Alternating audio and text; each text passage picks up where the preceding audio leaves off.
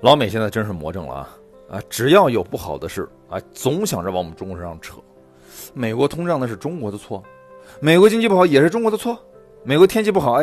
还是我们中国的错，是吧？你现在美国你航天员你困在这天上你下不来了，没想到还是咱中国的错哟。前段时间这美国波音公司丢人丢到太空了起因什么呢？自家这个星际客机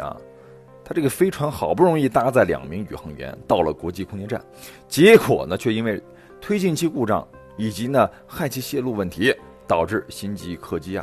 它整个这个飞船没法返航了。那2名美国宇航员就这么的被困在了国际空间站。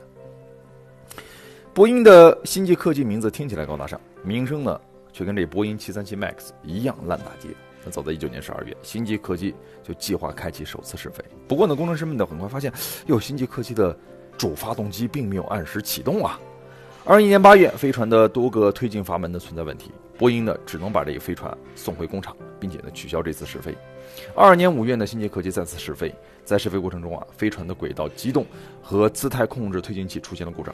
那么在去年6月1号，又因为降落伞系统问题以及发现飞船上电线使用的易燃胶带问题，取消了试飞。等到今年6月5号，星际客机飞船终于成功的飞到太空了，结果呢上去了却下不来了，属于呢在太空闹出了大洋相。就连 SpaceX 创始人马斯克都在社交平台上公开嘲笑波音高层。一家飞机制造公司的 CEO 应该知道怎么样去造飞机的，而不是说怎么样只知道去做表格做 PPT 什么的而美国呢也是跟着着急毕竟我们中国的嫦娥6号都载着月壤返回地球了，那美国的航天飞机呢却困在了国际空间站。波音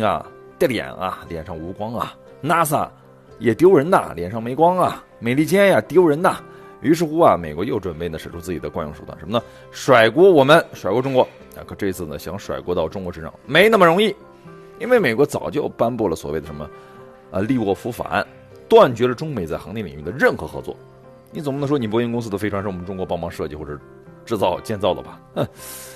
然而世人咱还是低估了美国的无耻程度美国还真找到了一些跟我们中国相关的蛛丝马迹。前2年呢，美国国防部呢宣布已经着手展开一项调查，他们的对象呢是什么呢？就是陕西宏远航空锻造技术公司。这项调查呢源于这个公司之前呢是给波音公司提供的一批钛合金存在质量问题，引起了美国国防部的关注。事后呢，宏远航空公司的锻造集团发言人呢发布了一份声明，确认19年曾出售了一批钛合金，但销售对象呢是土耳其。后来这批货呢被土耳其转售给了意大利，再后来意大利又卖给了美国。你看就是各种倒。而美国你看就跟抓住救命稻草一样，终于有线索了，纷纷站出来使劲炒作我们中国钛合金伪造了文件，影响了波音公司产品的质量。原本按照这个逻辑发展下去的话，就整个逻辑链发展下去的话，那下一步就是把波音公司整个这波音飞船出故障的锅，它就甩到我们中国的钛合金上头，这样的波音的脸面就保住了，美国还能借机贬低我们中国产品的质量，推动中美脱钩。可事情发展很快出乎了美国意料原来意大利从土耳其买到中国钛合金之后，因为供应不足嘛，又向印度也订购了一批，并且呢把从印度买的这个钛合金转售给了老美。而印度曾经把这钛合金呢替换成铝合金，而且美国的质检竟然没发现任何问题。总结下来就是这些年美国忙着对华脱钩极力摆脱对我们中国产品的依赖，结果呢却给了土耳其这些国家当中就是很多这种中间商的机会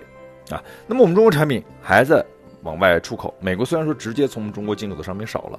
但是你从其他国家那儿买的商品好多都我们中国产